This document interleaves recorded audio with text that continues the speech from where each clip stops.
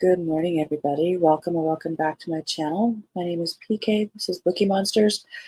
And on the morning show, we look at the new releases this week, day by day, genre by genre. Today is Wednesday, November 15th, which means we're going to be looking at romances. Appreciate you stopping by or watching it later. And if you do like what you see, please hit the like button. Please share it or tell somebody about it so they can check it out too, if they would be interested. Let us first, speaking of romances, I read one yesterday in one day. It wasn't that big. It was 250 pages, but I also really enjoyed it. It's called Emergency Contact by Lauren Lane and Anthony LaDumme. And this was published in October of this year. This is 284 pages. I think mine said, yeah, it was about 284. So this is about Catherine, who's an attorney, and she gets in an accident, and her emergency contact is her ex-husband, and she has a concussion and needs to be kept awake for at least 12 hours, and she has nobody else in her life who can help her. And she is very much a self-described Grinch. She's the grumpy and the grumpy sunshine kind of trope, and he's often referred to as Saint Tom, and he can't walk away from her in her time of need. Yet he's trying to get home to his family at Christmas by Christmas Eve because he was going to be proposing to his new girlfriend. And they try to get from New York to Chicago, planes, trains, and automobiles, and buses, and hitchhiking, and it was really a fun rom-com. I really enjoyed it, and I recommend it if you're in the mood for something like that. Good morning, Mary. You look bundled up. Cold outside, nippy here this morning, but up to the 50s and sunny. We are also experiencing it's in the low 30s in the morning, but today we're supposed to get up like 66. So I'm wearing layers right now. The jacket will come off in the afternoon, but tomorrow is supposed to be like in the 40s. So can't complain. It's November and we're hitting 60s. That's okay. From what it looks like, the extended forecast, we're supposed to be pretty nice up until actually Thanksgiving Day. And then winter comes back. Oh, of course. But it also makes it still feel more like Thanksgiving when it's colder out like that. All right. Well, let's look at some romance. Let's start with this one, the 12th. The Rules of Dating My One Night Stand by Penelope Ward and V. Keeland.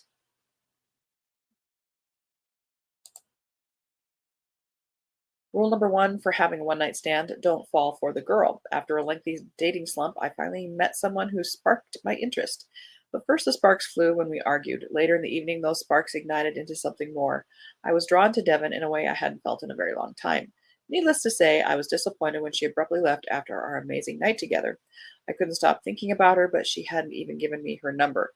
In a city with 8 million people, I figured I'd never see Devon again. So imagine my surprise when I knocked on the door of an apartment in the building I lived in, and none other than my one night stand stood on the other side. If I thought Devon didn't want anything to do with me before, that was nothing compared to how she felt after finding out I was the landlord and she was about to be evicted. That makes things a little awkward, I would say. Great time, babe. Get out. Whoa. My screen went black there for a moment.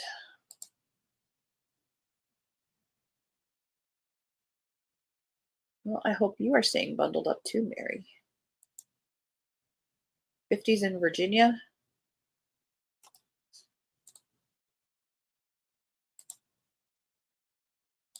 Plot Twist by Erin LaRosa, second in the Hollywood series, The Hollywood.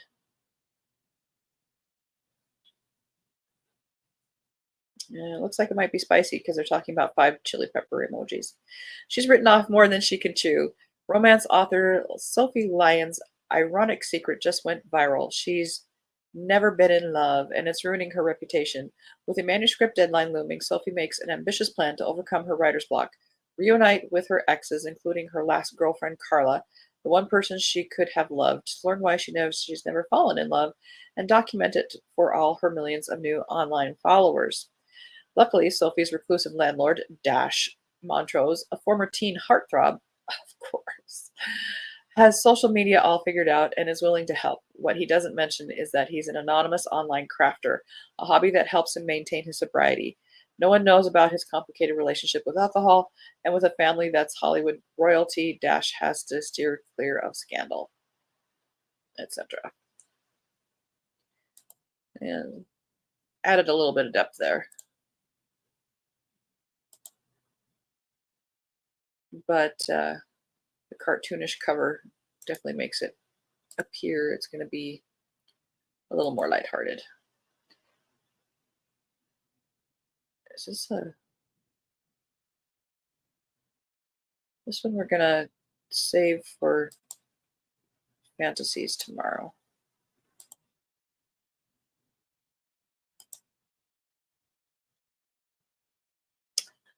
Clause and Effect by Piper Rain. Two strangers who couldn't be more opposite find themselves on an unexpected cross-country road trip days before Christmas where whatever can go wrong does. That's kind of almost the book that I read yesterday, except it was a second chance romance, but this must be a theme this year. He's an army ranger. She's a baker. He's organized and rigid. She's ridged. Look at that.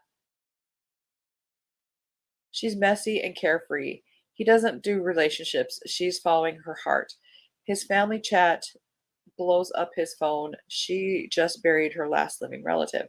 The holiday season doesn't seem so jolly as they venture from one mode of transportation to the next. That is exactly the book I read yesterday. But they have to become friends and rely on each other if they're going to survive all the obstacles thrown their way. As the miles grow shorter, vulnerabilities are shared, and by the time they reach their destination, neither one of them is sure what they really want for Christmas anymore.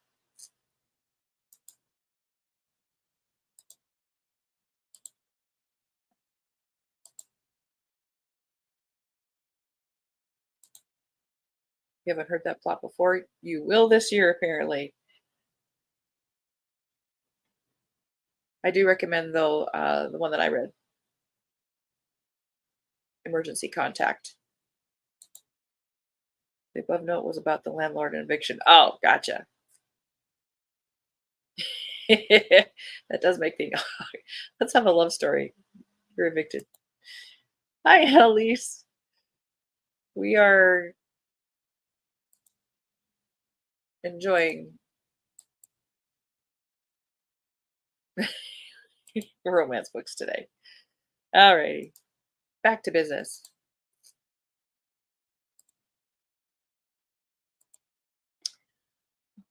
Next Door Nemesis by Alexa Martin.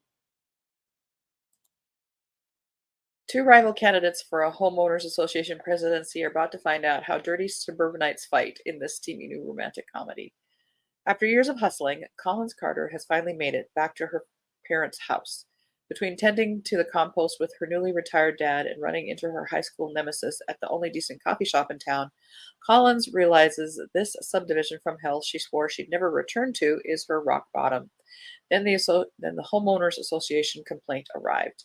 Nathaniel Adams always dreamed of a nice quiet life in his suburban hometown, or at least that's what he thought until Collins moved back and sent his quaint, organized life into a tailspin. He thought Collins was infuriating 10 years ago, but when she announces she's running against him for HOA president, all bets are off. From secret board meetings to vicious smear campaigns whispered over backyard fences, Collins and Nate sink to levels their sleepy suburb has never seen before. But as hate turns into lust, these two enemies are forced to reckon with the feelings they've ignored for years. If only there were bylaws for real life.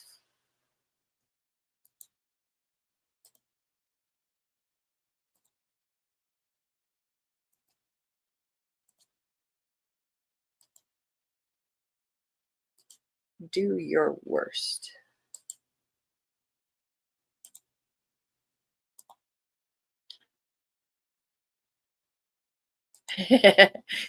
True.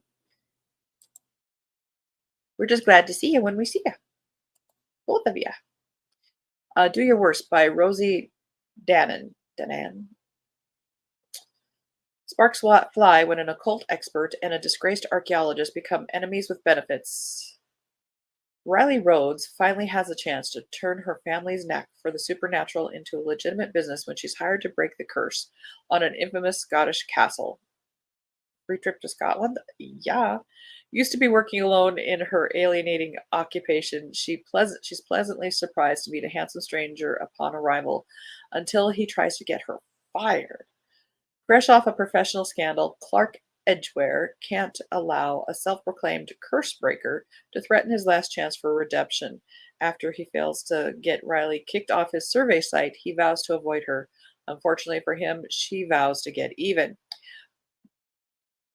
Curse breakers can also not break curses or maybe even create curses. Don't piss them off.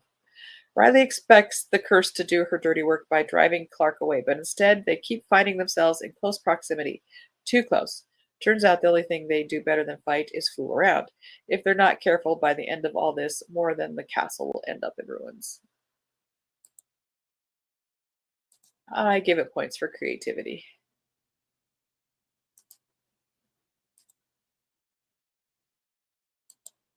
And having come off just reading a fun romance, I might still be in the mood for a romance, so it's not.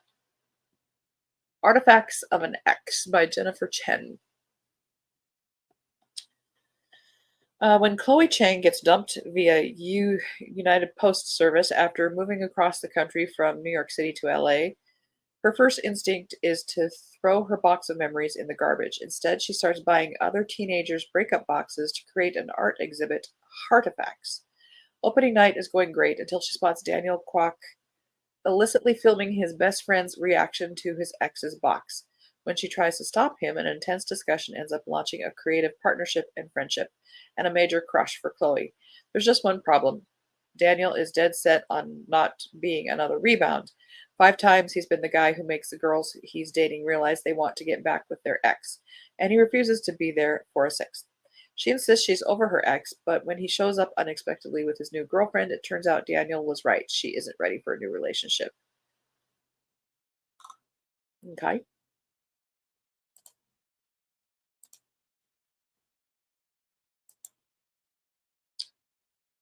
La la la la la la. And one more, but we might not look at this one. This looks more fantasy as well.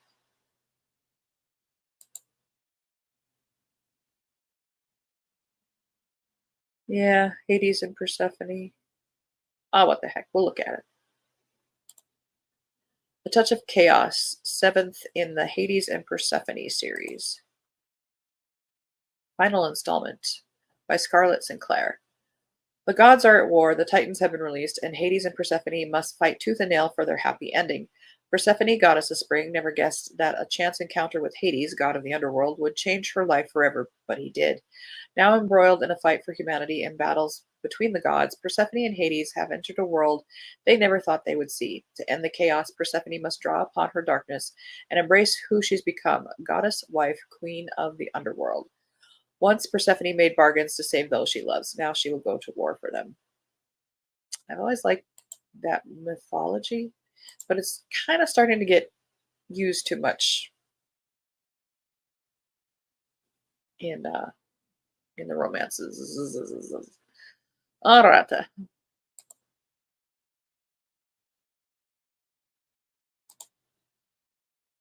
No bingo yet? No bingo. Speaking of which, Randy Brown said hi on my sprint last night.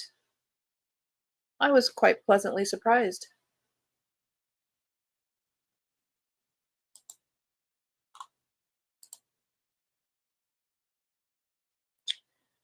Alrighty. This is New in Books website.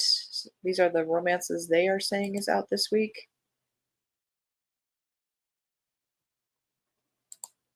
By Tijin. 554 pages. Out in October. Nope. We're not going backwards.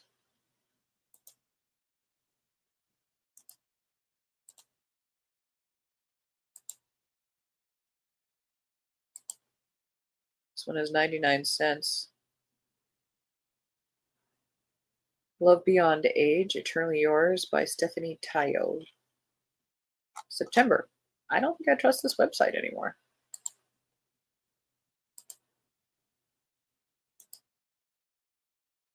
Well, hang on a second. Let's go. Nope.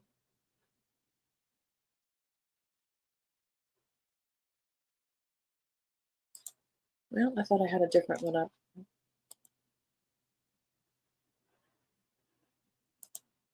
They are bamboozling me. Brute's Revenge, 149 pages. Well, it's this week. We'll take a look at it. Brute's Revenge, Evil Fallen, Bratva by Sam Crescent. 149 pages, so novella-ish.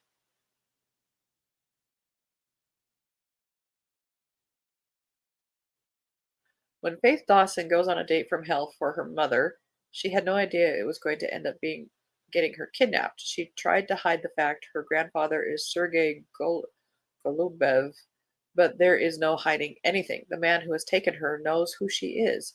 In this war, there is never any chance for survivors. It is well known that Sergei loves his granddaughter, and Brute wants to see how far he's willing to go to protect her. When Sergei offers a trade, Faith, for one of his men, he has no choice but to take it.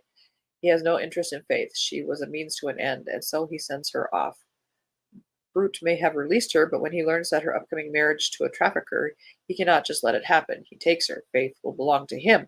But Brute knows it's only a matter of time until Sergei retaliates.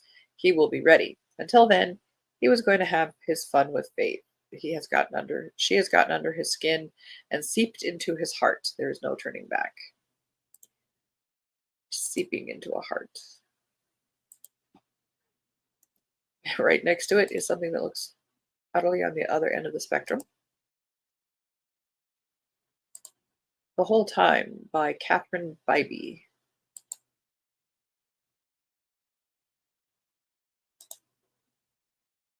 You want romance and crime? I would give myself time to read non-productive, and I love it. Awesome. Alrighty, The Whole Time. Let's double check the release. Yep, we're good. Fourth in the D'Angelo's series. Strong-willed dancer exercising her independence and the rich biker she can't let go. Oh, this is a biker romance. Selena Barone has broken free of her family and moved into an apartment above the D'Angelo's restaurant where she works as a manager without a husband. That's breaking free of her family. She's moved in the apartment above it. Okay, without a husband, thank you very much. But even on a but even on a restaurant salary, she soon finds herself strapped for cash. Selena's never been afraid of living on the wild side, though, so she takes on a side hustle that'll raise big bucks and eyebrows if anyone finds out. Tattooed biker, they had to tell you he's tattooed, is the youngest of the wealthy Rutledge wine family and has never dreamed of rings forever or continuing the family business. He's perfectly happy living his own life and helping out hardworking folks in his own way. When these two independent singles spot each other at a Rutledge D'Angelo wedding, the attraction is instant. But as their friendship with benefits evolves into something more, the secrets Selena's keeping from family, friends, and Ryan threaten the happily ever after she never knew she wanted.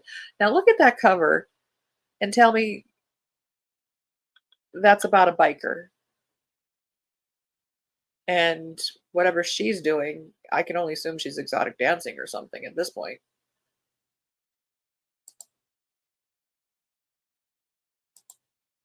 Is there any other kind of biker? Exactly. Did they have to say? It'd be more interesting to say a non-tattooed biker, but is he really a biker? Because he comes from a wealthy family. He's just playing. He's just playing.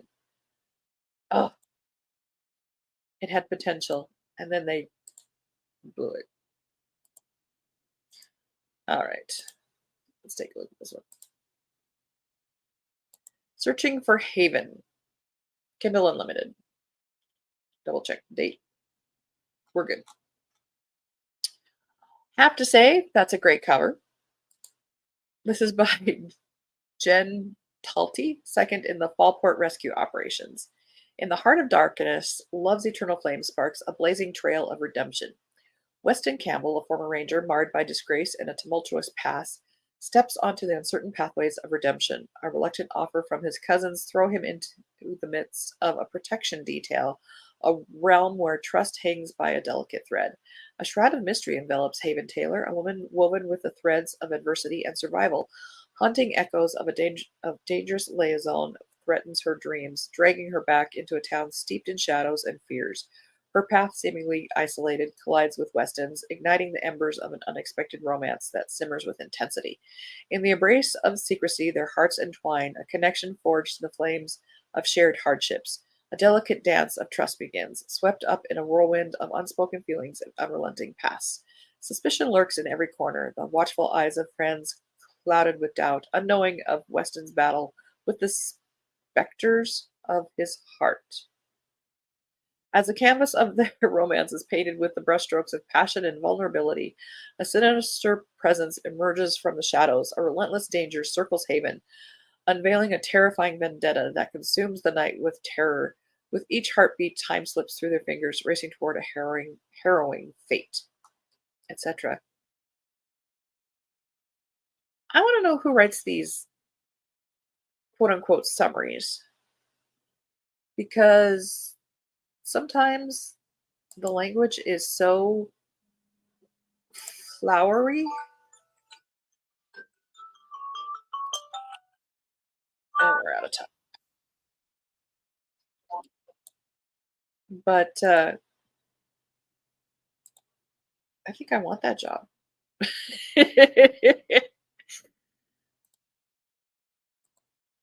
Anyway,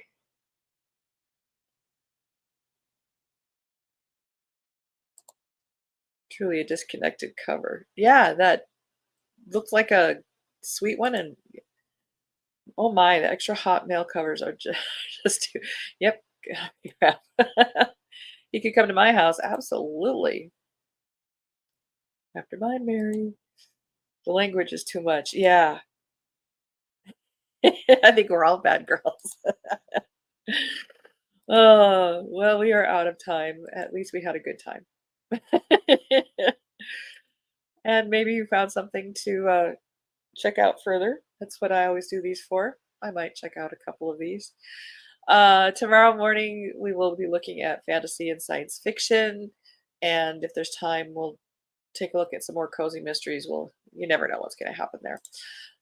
No sprints tonight, but there are tomorrow night at 6:05 Mountain Time, 8:05 Eastern. Um, bring a friend, bring a book, bring a project. I hope you guys have a good Wednesday. Stay safe, stay warm, or if you're somewhere where it's hot, stay cool. And read good books. Remember, you don't get good person points if you're reading something you're not liking. It's okay to set it down. If you're reading something that you are liking, throw yourself into that book. They are absolutely worth the time that you're putting into it. Um, Thank you, Mary and Annalise, for being here. I appreciate you guys so much. Have a good Wednesday. See you soon. God bless.